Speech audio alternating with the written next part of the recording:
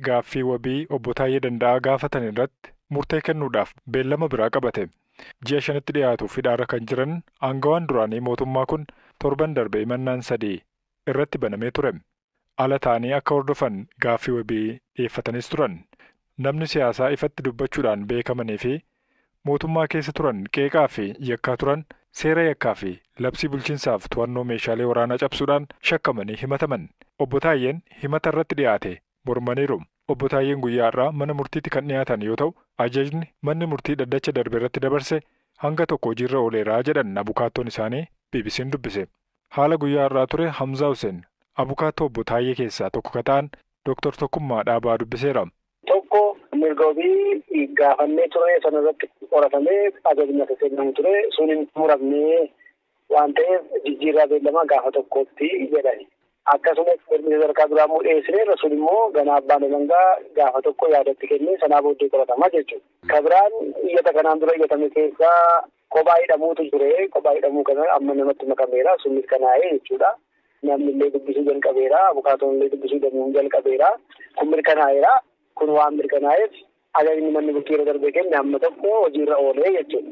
Qabeenyas waan xixiqqoo waan akka kompiitaraa waan akka buukii daftara baankii kana deebisaniiru. Sorta akkaawuntii irratti kennameetu hin deebinee hin taane sana immoo abbaa alangaa biratti iyyata dhiyeessineerra sanis bu'aasaa eegaa jirra waan addaa hin jiru har'a. Dhaddachitti aanuma gaafa tokko deebitu jechuudha moo yoom? 1/9/2016. Maatii wajjin akka wal argan maatiin akka dubbisan hamma tokko fooyya'insi jira jechuudha. Jira. Gama kaaniin manni murtii federaalaa ramaddeen jalqabaa ramaddee araadaa luba Balaay Mokonnin irratti abbaan alangee akka himata banu guyyoota 15 eeyyameera.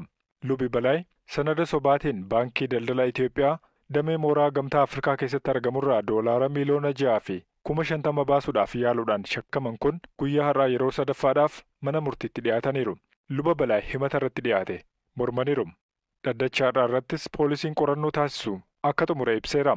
Abbaan alangaa immoo himata banuudhaaf guyyaa dabalataa gaafate. Abbaan alangaa gaaffii xalayaan dhiyeesse keessatti yakki malaammaltummaa raawwatamuu eeramuu isaa abukaattonni falmuu isaanii obbo Tuulii Baay'isaa himaniiru. Abbaan alangaa deebii kenneen maallaqni ba'eera osoo ta'ee deebi'ee kan kaffalu baankii daldala Itiyoophiyaa waan ta'eef kan gowwoomfame yookiin immoo miidhamaa kan ta'u baankii daldala Itiyoophiyaadhaa jechuu isaanii ibsan. Falmii bitaa fi mirgaa kan dhaggeeffate manni murtii luba Balaay fi namoota biroo lama irratti himata banuudhaaf abbaa alangeef guyyoota 15 eeyyameera. Shamarran sadan kun seenaan isaanii wal fakkaata. Dhaloonni isaanii Harargee. Umuriin isaanii 20 fi 18 gidduudha. Umurii kanaan akkamiin jechuu maltu. Isaan garuu bultii godhatanii ijoollee 2-3 horataniiru. Guddisuun garuu rakkootti ta'e. Kaan abbaan warraa isaanii dhukkubsatee biraa du'eera. Kaan ammoo warra hiikanii. Sadan isaaniitu barumsan baranne. Mucaa isaaniis guddisuudhaaf maatii isaanii gargaaruudhaafis fala jedhanii kan yaadan gara Saawudiitti imaluudha. Isaan dalagnee deebisnaa jedhanii yaadaniiti. Qarshii namarraa liqeeffatanii faddaaladhaaf kan kennan. Garuu akka yaadan hin taane gidiraaf dararaa argan. Waan karaa irratti argan yoo dubbatan sababa ijoollummaa isaaniitti qalbiin isaanii cabeef namuu isaan hubata. Isaan har'a lubbuu nafuu isaaniitti gammachuu qabu. Garuu mucaan isaanii ijoollummaatti godhatan amma ijaan arganitti qalbiin isaanii hin boqonne. Qabiyyeen gabaasa kanaa qalbiis hin jeequu mala. Amma yuttaanaa tibba gara Jibuutiitti imale seenaa isaanii dubbisee akkanaan qixeesseera. Halkanii guyyaa hirriban qabu bakka nyaataa dhugaatii wallaaleetii maraatu irra jira bakka sababa ilmaan kiyyaa. Biyyarraa beekamaa jiraatanii oolan hin beeku garuu. Waan nyaannu dhabne bakka akkanumatti firraa afaan kun arrabnu kun bakka wallaa ala nu goggogee gaggabnee hunda. Fuula kee gaafa laal babbadeera maal taate? Adumaa waan facaasee bakka bishaanis hin jirani meree qaamas waan dhiqannuun hin qabnu. Seenaan isaanii baay'uma nama gaddisiisa. Shamarreen maqaa ishee dhoksine kun abbaa warraa waggoota 2 yaalchisuu himte. Garuu lubbuu nafuu hin dandeenye. Kanatti ijoollummaan ijoollee 3 godhattee guddisuun dirqamatti ta'e. Kanaaf waan fala ta'uu jettee yaaddee murteessite. Rakkoo saniin abballeen qabu abbaan kiyyalleen ni du'e haati tiyyalleen nama guddaadha. Bakka namni yaataa sanillee na gargaaru hin jiru. Sababa rakkoo saniitiif bakka biyyarraa deemee. Manaa dhukkubsatee akka malee amata 2 dhukkubsatee qabeenyaan qabu hunda gurgureetti fixee saniin bakka ilmaan kiyyallee waliin guddifadhu dhabee ilmaan kiyyallee dirrirra naqee. Shamarreen biraa dubbisees waa wal fakkaataa dubbatti. Isheen immoo ijoollee 2 godhatte. Nama qaamaan ishee argeef reefu barattuu kutaa 7 yookiin 8 fakkaatti. Umurii kanaan garuu gidiraan keessa dabartee hedduudha. Ijoollee lamaan qaba dhiiraa fi dhalaa. Yoom heerumtee hundeesse jechuudha umurii 18? Ammata jaagee amma ergaan heerume. Barumsa hin baranne? Barannee. Homaa kamiin alatti bahuu barbaaddan isin? Nuti illee abbaa warra fayyaa ilmaan lamaa san bara deengedda amma amtaa fi cinna jira. Nidi kalmaan kiyya lamaan san warra keenya dhiisee biraatii mee. Tole ijoollee deenaan jette birammoo hin jirtu. Waa'ee isaanii yaaddaa? Maraa dhumaattiin jira waan halkanii guyyaa wallaalee. Firraa biyya akkamittiin deemattiin jira asuma keessaa. Tole gaafa Itoophiyaadhaa baatan wanni karaatti sin qunname jira hariyoonni keessan waa ta'an jiru? Namni karaa kanaa kadheebuu fi beelaan du'e akkanuma daa deema akkanuma bira kutaan akkuma walirra jabaatiin as keenya malee namni Oromoon teenya dhumaatuma yaada karaa kana bas dhumaatuma akkuma horiitti qaceesee du'aa yaa bakka akkanumatti nuti ganda keenya du'eef nu eegu jiraniisa amma. Shamarreen kun immoo mucaa tokko godhatte mucaa ishee maatiitti dhiiftee baate wanti jalqaba yaaddee manaa baatee fi wanta amma gammoojjii Jibuutii keessatti agarte isheef waliin simne. Waan qallaalitti deemamu nutti fakkaata. Waan lafa hin deemamne maal dallaaluma sobdumaan lafa hin deemamu makiinumaan deemamaa ilaa doonii ni fakkaata. Immoo irra geenyee yeroo agarru akka yaannee miti isaalleen akkuma nuun jaanee miti soba ta'e nulleen akka inni san argattu dadhabne. Biyyaa lafoo dhuftan namni karaatti sin jalaa du'e jiraa? Baay'ee jira isaa ban qabu. Baay'ee du'aa jira. Kan beeku hin jiru. Siidaa baalii jimmaa jaa biyya garma gara walitti dhufe kan beeku hin jiru. Shamarran kana giddugala dhaabbata godaantota idil-addunyaa yookiin immoo IOM kaaba Jibuutii magaalaa Obookaa argamuutiin dubbise.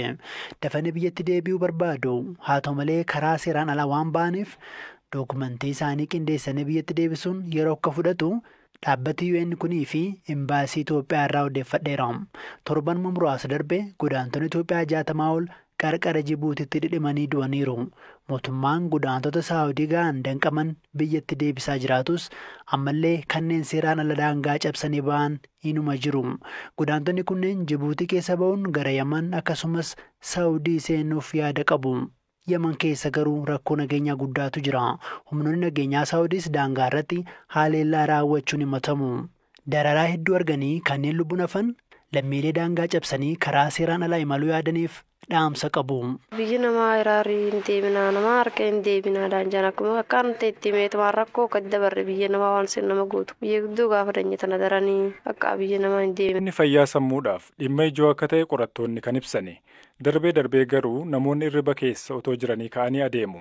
Deemuu qofa yoo hin taane namoonni konkolaataa kaasanii hanga balaa geessutti ga'an illee ni jiru. Hawaasa keessatti namoota irriba keessa otoo jiranii dammaqanii ka'anii deeman hafuura amaatu fudhatee ittiin deemaa kanneen jedhanii amanan illee ni jiru. Ofii namoonni irriba keessaa ka'anii deeman nama miidhu. Ispeeshaalistii yaala sammuu hospitaala Referaalaa Yuunivarsiitii Amboorraa Dr. Abdii Baacaa gaafanneerra. Maalummaa rakkoo fayyoo kanaa ibsuudhaan eegalu. Irriba keessa deemuu yookaan immoo sleep walking wanti jedhamu kuni wanta darbee namoota mudatudha. Ijoolleedha kan baay'inaan mudatu. Wanti kunis maallaa irriba keessaa mootummaan guututti osoo hin dammaqiin ka'anii yerootti waliif gadi sosocho'anidha. Sadarkaan isaa sadarkaa adda addaa ta'uu danda'ama. Irribumarraa dammaqanii yeroo siree marra taa'anii daqiiqaa muraasa boodammoo yeroo itti deebi'anii rafan ulfaatu jira. Namoonni tokko garuu yeroon isaan siree marraa guutummaan guututti ka'anii balbala fa'aa banatanii fagaatanii mafaallee yerootti deemantu jira. Mee namoonni akkaataa kanaatiin irriba keessa ka'anii deeman gochoota akkamii fa'aa raawwatu? Namooti baay'een isaanii waan hagas mara miidhaa isaan irraan ga'uu danda'u yookaan immoo waan jajjabaa gochuu dhiisuu danda'u. Namoonni baay'een ka'aniima yoo akka baay'eetti manuma keessatti deddeemanii deebi'anii turafu. Garuu namoonni muraasni ka'anii balbala bananii manaallee ba'an tokko amma fakkeenyaaf namoonni makiinaa qabanii yeroon isaan itti konkolaataa makaasanii bakka biraallee deemanii iddoo biraa fa'aa argan balaan illee yerootti uumamu jiraachuu danda'a jechuudha. Namoonni tokko immoo gocha biroos kan raawwatan jiraachuu danda'u riba keessa. Namoonni riba keessa ka'anii deeman nama miidhuyyuu. Yeroo baay'ee waan hamaan godhanii baay'een isaanii garuu darbee carraan isaanitti of miidhan yookaan nama biraa miidhan illee jiraachuu danda'a. Namoonni seexana wal qabsiisu seexanatu hudhatee baduu fi ittiin deemaa jira jedhanii kanneen hafuura amaatiin wal qabsiisan jiru. Saayinsiin maal jedha? Akka saayinsiin jedhutti wanti kun dhukkubootuma sammuu hirriba wajjin wal qabatan keessaa akka tokkotti ilaalama. Sababa adda addaatiin sammuun namaa yeroo dhiphatu rakkoon akkasii uumamuu danda'a. Rakkoon kan biraa immoo namni tokko yeroo dheeraadhaaf hirriba osoo hin argatin yoo ture fa'aa yookaan immoo yeroo namni hirriba isaatti rafu sababa adda addaatiin yeroo jijjiiramu rakkoo akkasiitti nama saaxiluu danda'a.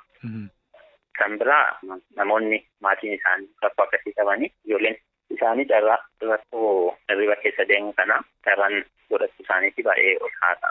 Ayyee yeroo kamidha kan namoonni deeggarsa ogeessa hakiimaa barbaadan? Namoonni nu bira illee nima jiru deeggarsi ogeessaa kan barbaachisu wanti kun irra deddeebiidhaan kan mudatu yoo ta'e maatiin jeeqa yoo ta'e hirribuma nama sanaallee baay'ee jeeqa yoo ta'e akkasumas immoo namni sun yeroo hirriba keessa deddeemu balaa adda addaa uumama yoo ta'e ofiisaas miidhaa yookaan immoo nama biraas miidhaa yoo ta'e namoonni akkasii osoo yaala argatanii kan gorfa. Yaalli akkamitu godhamaaf namoota haala kanaan dhufanii? Namoota akkasiidhaaf yaalli kennamu yaala gosa lamaan ta'uu danda'a. Saayikoteraapii ta'uu danda'a. Saayikoteraapii yookaan yaalli bifa gorsaati. Yaalli kennamuun jira. Kan biraa immoo faarmaakoteraapii yookaan qoricha kennuudhaan yaaluun hin danda'ama. Yeroo baay'ee namooti nu bira dhufanii manuma keessatti yeroo baay'ee dammaqanii olii gadi deemuudhaan maatiin kan jeeqan ofiillee hirriba dhabanii guyyaa kan jeeqama waan akkasitti jira waan ta'eef kanaafidha kan isaan yaallu. Wanti inni jalqabaa namoonni kun akka of hin miine nama akka hin miinee fi galgala yeroo rafan foddaa sirriitti cufuu akka banamuu hin dandeenye keessumaa maatiin balbala sirriitti cufuu furtuu immoo bakka akka namni sun hin arganne godhan ta'udha.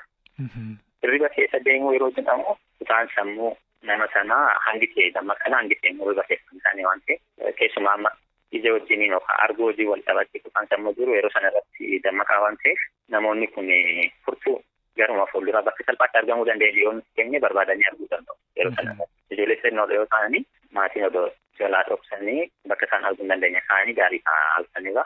Kan biraa immoo meeshaa caccabuu danda'an yookaan immoo meeshaa darbatamuu danda'an namni sun akka of hin miine nama biras akka hin miineef fuulduraa kakkaasuu meeshaalee kana qaban fa'aa gaarii ta'a. Namoonni rakkoo hirriba keessa deemuu qaban baay'een isaanii yeroo baay'ee hirriba rafanii sa'aatii 2 haga 3 jiru gidduuttidha kan isaan rakkoon kun isaan mudatu. Kanaaf haasarni nama sana baay'inaan nama sana irratti rakkoon kun yeroo akkamii mudatu kan jedhu sirriitti hordofanii sana booda deegaa 15 haga 30 namni yeroo itti deemuu danda'u sanarraa dursanii dammaqsuunis furmaata tokkodha.